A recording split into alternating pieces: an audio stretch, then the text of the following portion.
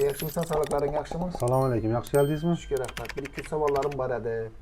Shu xotin bilan o'qishga girsak bo'ladimi bu yerga? Yoshi kattalar ham qabul etib olamizlar uka? Yo bu yoshlar ham bu institut? Shuni bir ma'lumot bersang uka.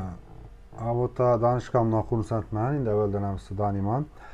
Albatta yoshning farqi yo'q.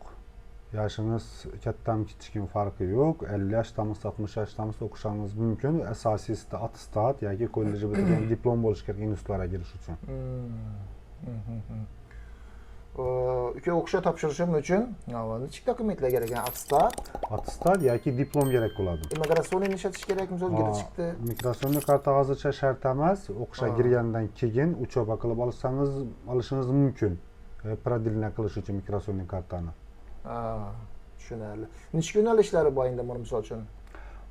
Yo'nalishlari turi juda ko'p. Hozirda bir 20 dan ortiq universitet bilan shartnomamiz bor. Rossiya bo'yicha endi Viborda o'zingiz qilasiz. Qaysi shaklda o'qisam endi normalni misol uchun o'shniymi, o'shniymi? Hammasi yoshlar kattalar ham ishlab bo'ladimi shu orasida? Shuni ma'lumot bersangiz. Albatta Rossiya hudud oliygohlarga kelgan holda, ish beruvchi bilan kelishgan holda ham o'qib ham ishlasangiz bo'ladi. Oliygohlar bilan, RVPO degan narsalarni men tushundim. Shunga bir batafsilroq bir ma'lumot bersangiz. RVPO ayni damda hozirda RVPOni juda ko'pchilik so'rayapti. RVPO nima? Bu faqat studentlarga boradi. Studentlar olishi mumkin. Rossiya oliygohlarida faqat kunduzgi bo'limlarda o'qiydigan, ya'ni ochniy bo'limlarda o'qiydigan Rossiya fuqaroligi bo'lmagan chet el fuqarolariga RVPO beriladi. Tushunarli. RVPOni misol uchun menga foyda tarafi va zarar tarafi va misol uchun shuni bir RVPO xuddi patentga o'xshagan narsa. Endi pasportingiz bitta varaqga, o'zingizni milliy pasportingiz bitta varaqqa pechat bosilib, endi orqaga qo'yib beriladi. Bu o'zingiz pasportim. O'zingiz pasportingiz va milliy pasportingiz bu narsa Rossiya hududida ishlashga, yashashga qonuniy ega degan narsa. Bu o'zi aytilib aytganda Rossiya Federatsiyasida qonuniy ishlashi ya uchobna shunaqa vaziyatni bildiradi. RVPOni qaysi shaklda olgan ma'qul? Tez olishim mumkin misol uchun. RVPO emas, RVPO bo'ladi bizda. RVPO. Agarda siz kunduzgi o'qishlarga kirsangiz, ya'ni ochnilarga kirsangiz, 35 kun 40 kunning ichida har bir universitetning o'zining международный отдели bor. Murojaat qilsangiz sizga olishga nima beradilar? O'qishga kirgandan keyin 1 oydan keyin. Da. Yaxshi.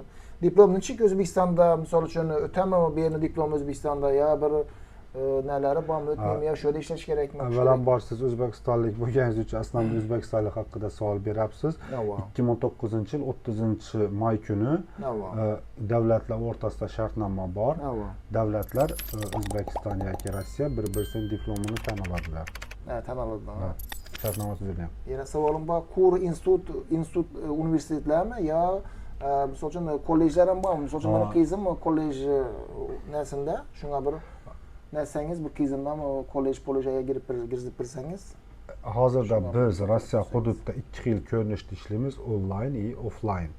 Agarda siz universitet yoki kollejlarga o'zingizga qizingizni kiritmoqchi bo'lsangiz, shu ko'rsatilgan nomerlarimiz bo'ladi, yo ofisimiz bo'ladi. Moskva, Peterda bemalol murojaat qilsangiz, kollej, universitet hech qanaqa ahamiyatga ega emas. Biz uchun farqi yo'q. Siz kollejni tanlaysiz, biz qo'yib beramiz o'sha kollejga. Zo'r ekan-ku. Xudo xolasa uchrashamiz, Asqarbek. Sog'lik, salomatlik. Xudo xolasa. Avvalambor aziz vatandoshlar, sizlar ham Rossiya hudud oliygohlarga yoki kollejlarga o'zingiz yoki farzandingizni kiritmoqchi bo'lsangiz, o'qitmoqchi bo'lsangiz, albatta bizlarga murojaat qiling. Qisqa vaqt ichida sizlarga mutaxassislarimiz javob beradi.